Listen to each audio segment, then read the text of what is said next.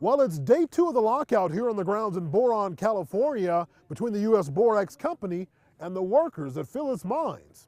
Now, the company says they're just looking for flexibility, and many of the workers, well, they just want to get back to work. I came here in 1959. My dad worked here for up until '74. Workers from Tehachapi to Mojave have taken pride in working hard at the Borax mine to support their families.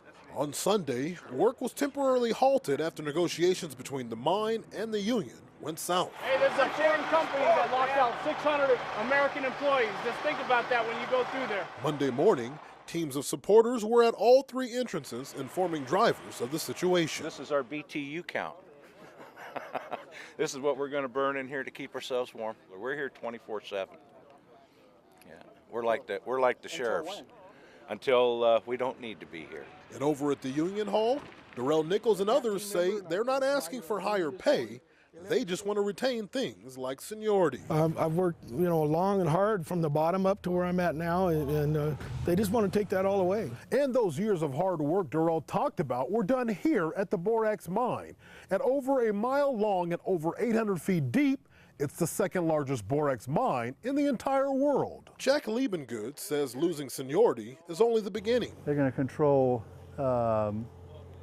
transfers, shifts, days off, everything. There'd be trucks moving material down here in the bottom. You'd see a shovel digging into the ground down there, and they'd be loading that into trucks, which would be a truck driver hauling it up to the surface. It was apparent that the loss of something else may ultimately have taken a bigger toll. It was a family, and now it's no longer that way. It's friends again. It's people that I've known for a long time that, we want to get back here. You feel sorry for them and their families. Plant General Manager Dean Gehring says after negotiating for several months, they are out of options and a lockout was the last resort. We offered to extend the contract.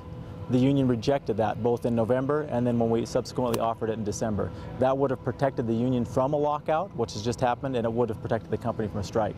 Gehring says that the London-based company needed more flexibility with the scheduling. And although it added performance to the promotion criteria, they did make some concessions. Right now, our current proposal allows seniority to be the only determining factor for layoffs and recalls. So for now, temporary workers will keep the business afloat. I come here when I was 20. I raised my family here.